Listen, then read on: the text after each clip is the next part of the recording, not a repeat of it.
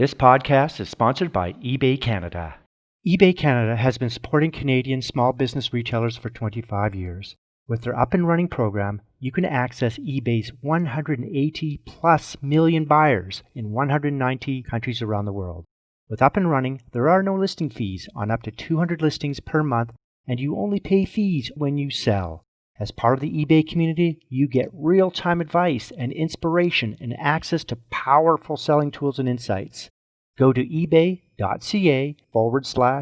and running, stay local, and sell global. Welcome to Canada's podcast, the number one podcast for entrepreneurs by entrepreneurs. So Andrew, welcome to Canada's podcast, and thanks for coming. Why don't you tell everyone, as we always do, a little bit about yourself, who you are, what you're doing at the moment, and then we'll move into sort of the entrepreneurial journey. Sure, and thanks for having me on the podcast. Yeah, so I'm a CEO and one of the co-founders at PolicyMe.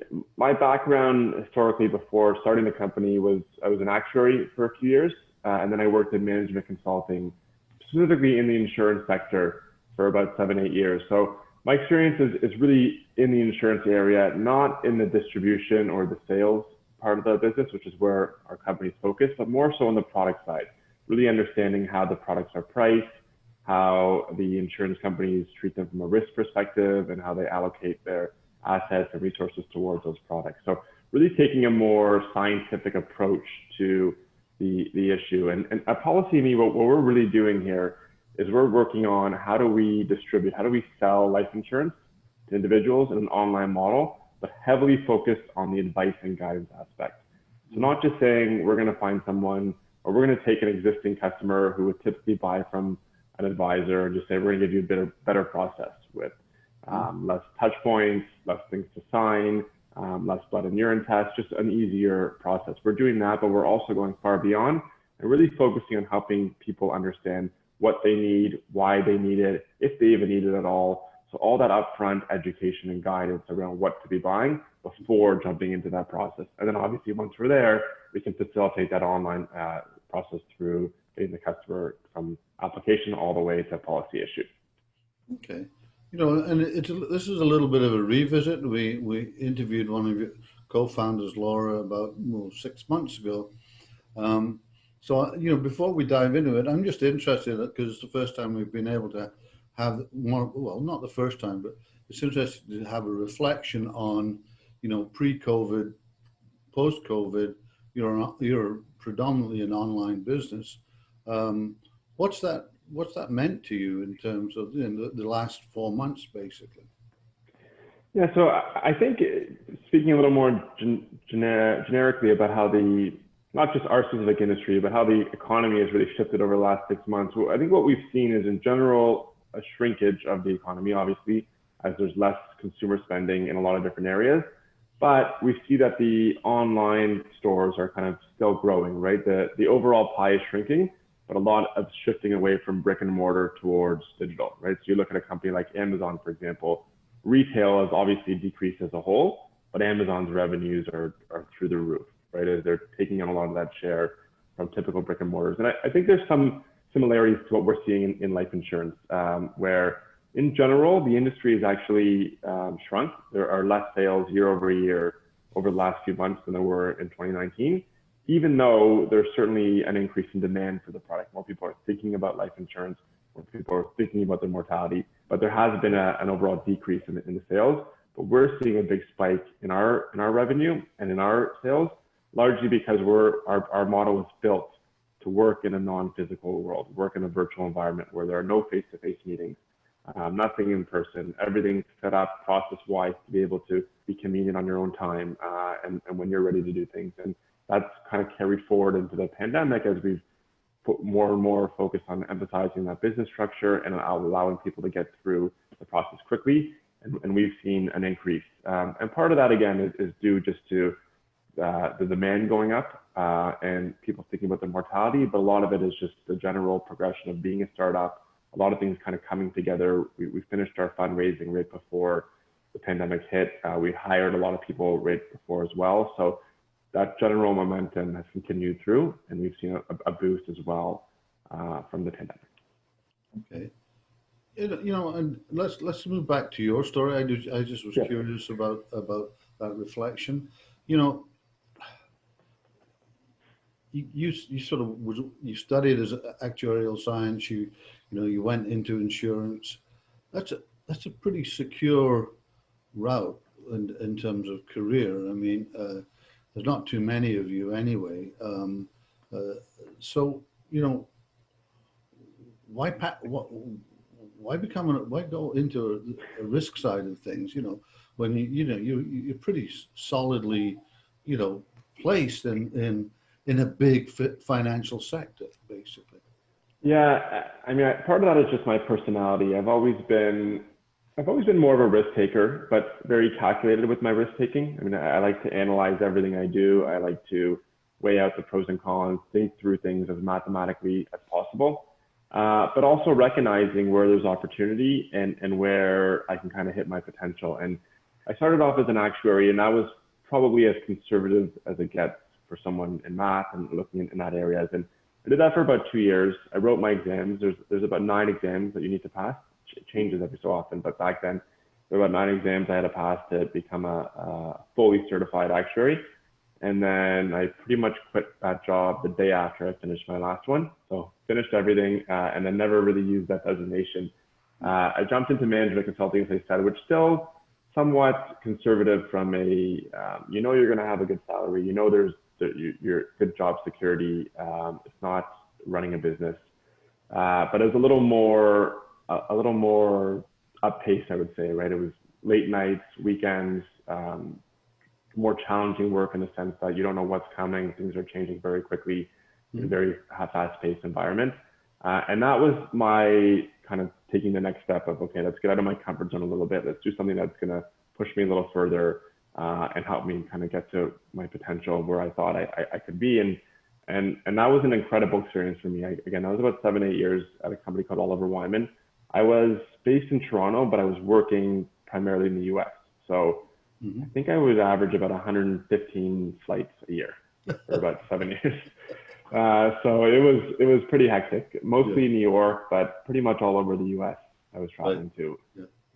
And it was honestly, I couldn't think of a better place to be or better set of experience to set me up for what I'm doing now. But it was at a point where I kind of, there's time for a change, time to take the next risk, time to find an area where I can further add value and not just work on behalf of big insurance companies. And I think that's what bothered me the most was that job.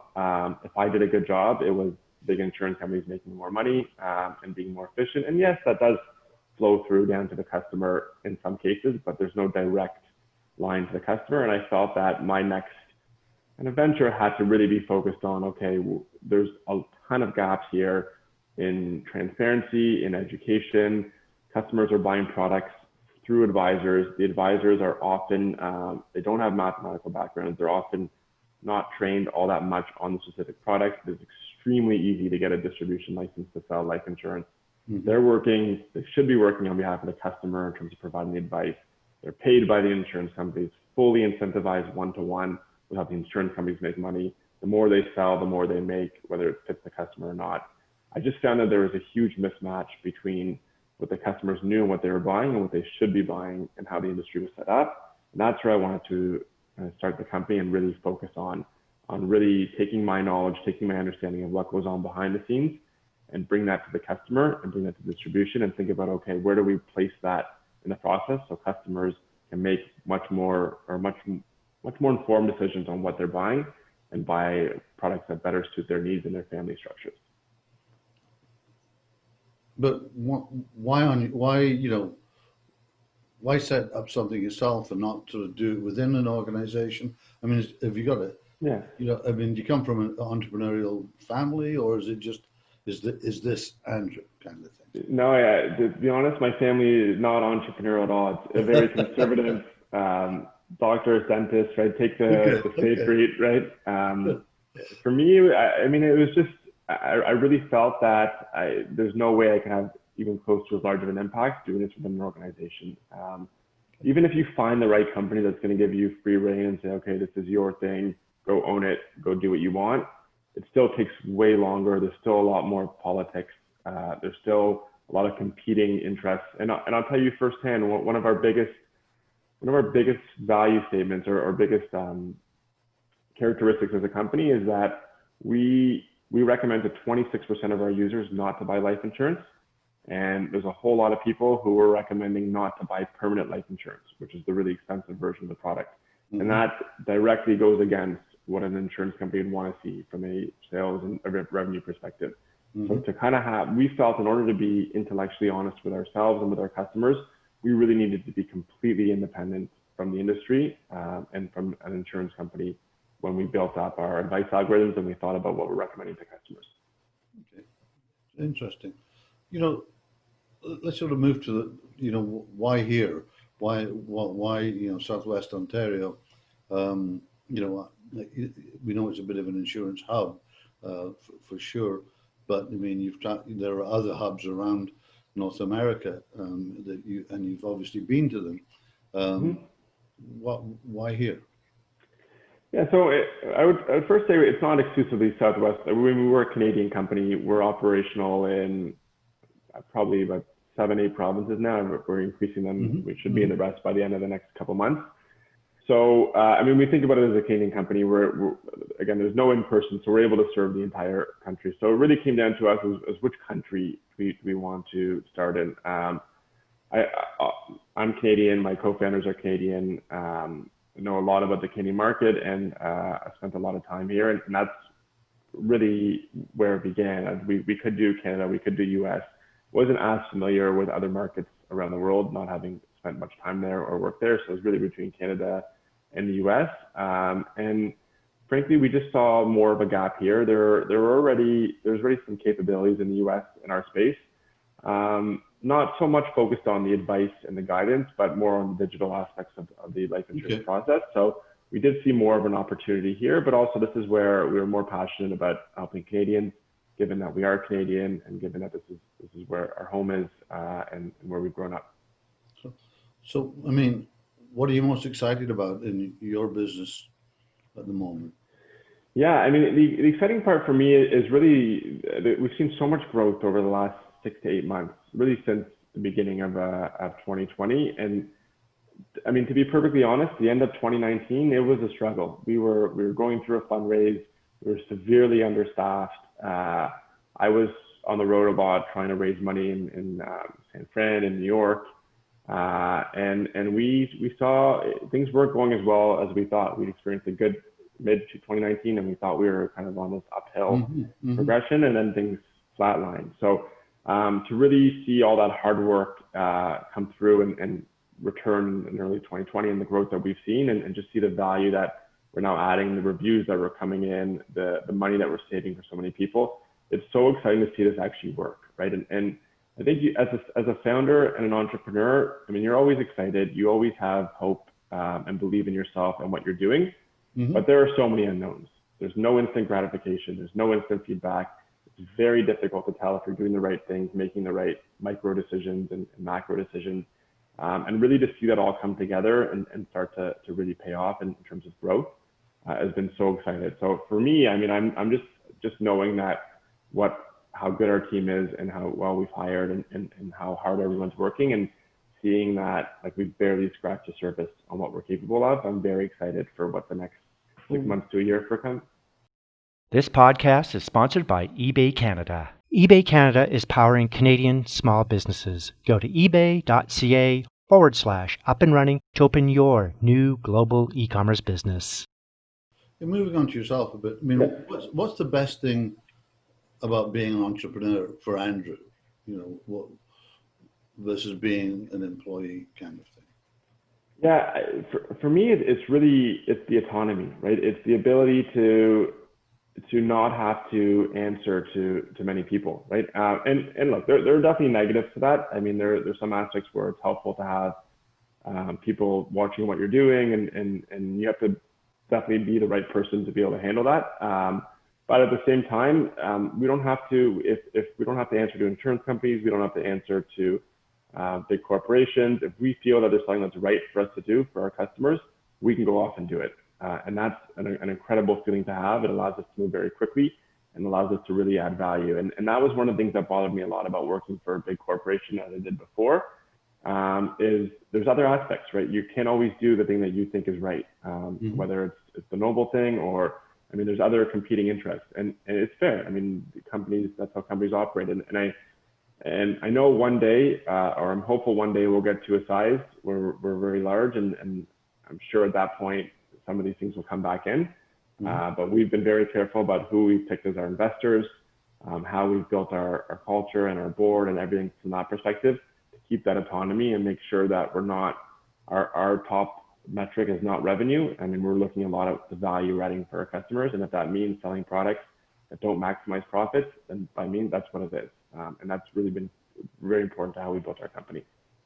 So apart from raising money, which you did say was a bit of a challenge 6 months back, what's the greatest challenge you particularly have faced in your business, in your entrepreneurial life today, basically? Yeah. So I think one of the issues with being a disruptor, and again, the disruption that we bring isn't just process oriented, which I think you think of a lot of digital companies, especially in the insurance space, as being, we're just making a manual process digital. That's very easy to define and to articulate and to see for a customer.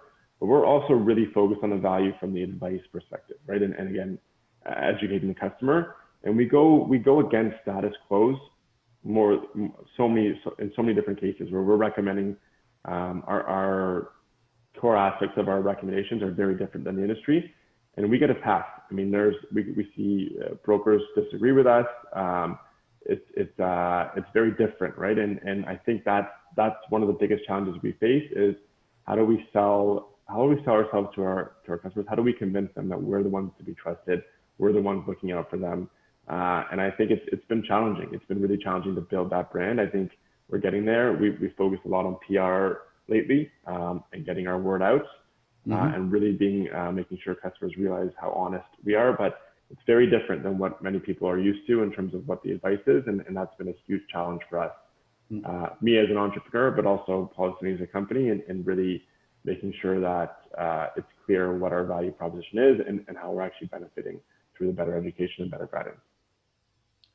You know, what's the best piece of advice you've been given and that you still use, on a regular basis? Yeah, so the first one, the best advice that I was given, and this was even before I started the company, was don't do this by yourself. You need good partners, at least one, hopefully two. You need people who care about this and are as passionate about this as much as you are, and that are smart, that are hardworking, that will really put the same level of effort in and just care, right?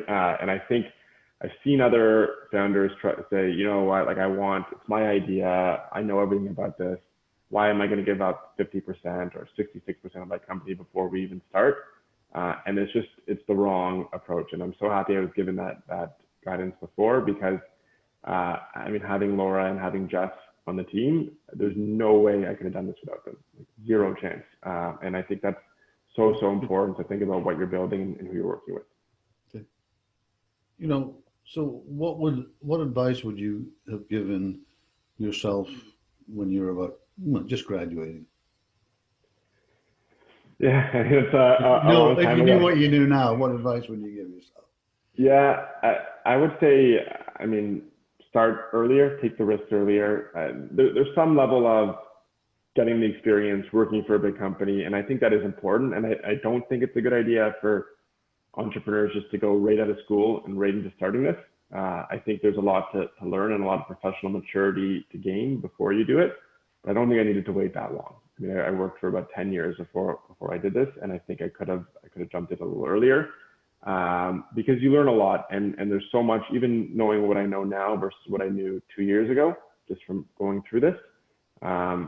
Having learned some of that earlier would have been very beneficial, and I'm sure what I'm going to learn in the next 2 years would have been beneficial to me now. So it's finding the right spot. I don't think there's a certain number of years that's right for everyone, but I do think it's valuable to get some experience in an industry that you want to disrupt in, working for a bigger company, learning how to be professional, learning how to communicate with different people.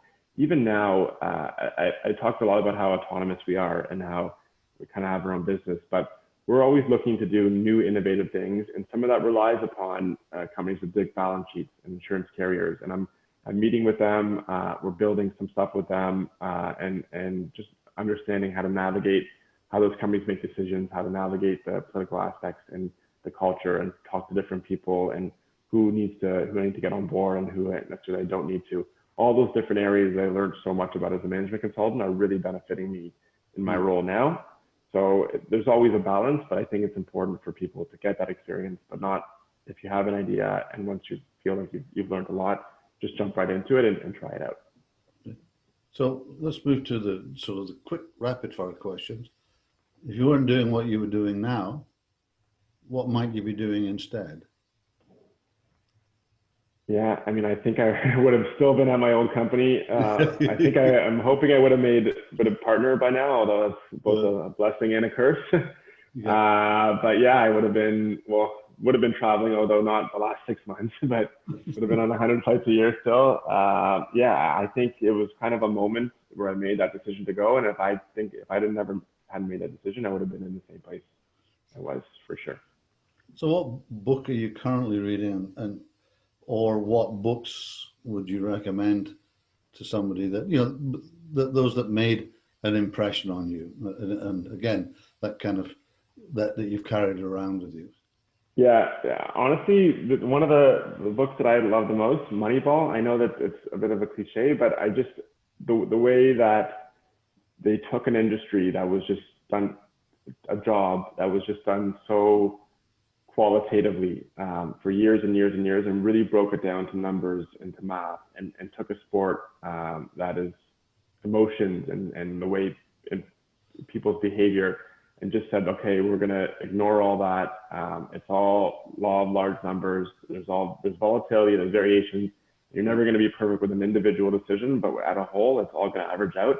And just understanding and seeing how that kind of played through, I thought was like really reached me a lot. And it really helped me think through, okay, how can you take that model and apply it in other areas where you're still managing people and it's still randomness.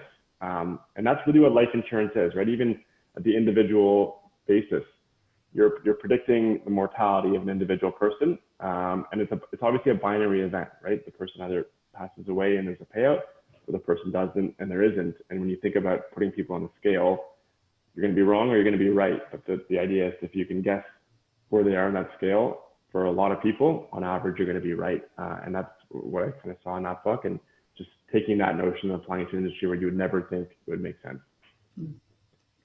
A little bit less serious. Are you a morning or a night person? I'm more of a night person for sure. Yeah. I mean, I still get up quite early. It never gets easy. Somehow, I don't know. You think after doing it for 10, 15 years, it'd be easy to wake up. It never does, but I am also up pretty late. I like to work late, watch TV before I go to bed. So definitely more of a night person. You're in the 20% of the people that answer that question. It's interesting. Yeah. If you had to pick one word to describe yourself, what would it be? Yeah, I think, I mean, mathematical is how I always think about it. It's really, for me, it's a lot of breaking down and analyzing everything I do, especially when it comes to work and we've really tried to take the life insurance advice model, remove as much emotion as we can and really think about it in pure numbers and pure analysis. And I think that's how I make a lot of my decisions. And I definitely get some pushback from my fiance, from family members, how I'm hard to argue with. I try to be logical and mathematical about everything. And sometimes it's not needed, but that's definitely the way I approach a lot of my day-to-day. So what's keeping you up at night these days? Yeah, I mean, at this point, I think one of the biggest fears for me is we're up to 24 employees now. So we're starting to get into that range. We're not a tiny company anymore. And I think that hustle and the aspects that come with a small company of we're all in this together. It's very easy to see your individual impact on the big picture when you're on an 8-person company, right? But as you get bigger, it might be harder for employees to maybe recognize where they fit in or how much value they could have. So I think for me, a lot of it is how do we maintain that scrappiness? How do we maintain our culture that's got us to where we are while we're growing? Because we need everyone we have. We're going to need more people as we continue to grow, but we also don't want to lose sight of who we are and try and keep that small business scrappiness mentality. So that's one of the biggest, I wouldn't say fears, but it's definitely something I think about quite a bit.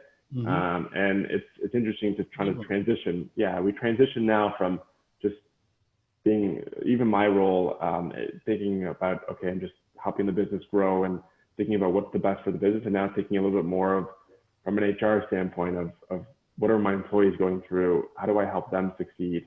Yeah. And it's definitely a different mindset. You know, what are your kind of non-negotiables? I mean, you kind of, obviously math and logic is one pretty non-negotiable. Yeah. So what's the other couple of them?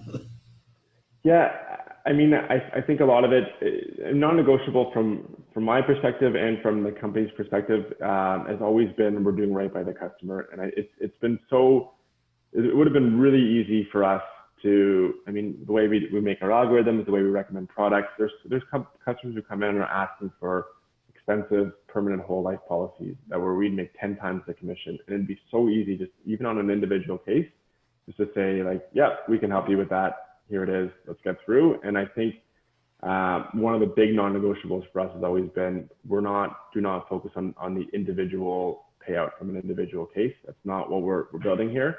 It's a volume business, it's a reputational business. Let's focus on doing right by our customers. What would you recommend if this was you in a situation? What product would you need? Let's sell that irrelevant of what we make off of it. And that's one area where, especially when I would say we stopped chasing revenue targets. So we were certainly trying to chase them going into our fundraise, which was a huge lesson in its own, which I can get into as well. But I think you start to see those kind of influences come in and say, okay, well, we can just cover our whole monthly target with this one sale, and it's the wrong thing to do. So that's one of when we talk about to anyone who's on the marketing side, on the sales side, on the customer success side, it's very important that we get that across, and we believe that they're the type of person who will stick to that and not get ahead of or away from what we believe in. So you've heard the tropical island question, I think before, in terms of, we leave you on an island, a tropical island. There's no form of communication, no devices anywhere except an old style phone that you can call us in the boat. And we'll come and collect you. What do you do, Andrew? How long do you last? Can you last? I have no supplies. Yeah, I mean, I think I would last a little bit. I definitely am a person who likes to be alone. I can definitely do things on my own. I'm generally not that reliant on others for different areas. So I think I would be okay for at least a short period of time, making do, being my own thoughts. I think the boredom would eventually take over for me. I don't like to sit around. I like to be doing stuff, whether it's playing golf or sports or hanging out with friends or whatever it is. Yeah. I like to be active and move around and do things. So yeah, I mean, I think I would probably actually enjoy it for the first little while, but get bored pretty quickly. Okay. Andrew, that's about it. I mean, it's been very interesting, actually. I think you've sort of seeing your side of the life insurance side of things a bit, and we've interviewed 2 or 3 people from there as well as your co-founder, and it seems to be a place of change at the moment. So that's kind of interesting. So people listening to this, how can they get a hold of you? I mean, that sometimes people want to get a hold of, not of me, but of you to discuss things. What's the best way for them to do that? Yeah, I mean, the best way is just to email the company. Everything kind of flows through and gets triaged right away. So anyone reaching out to me through our general mailbox, I get that email right away, and usually respond right away as well. So it's all on our website, but they can reach at info@policme.com. That's great, Andrew. Once again, thanks for coming on. It was great having you on Canada's podcast. Yeah, thanks for having me on the show. Really appreciate it. This podcast is sponsored by eBay Canada.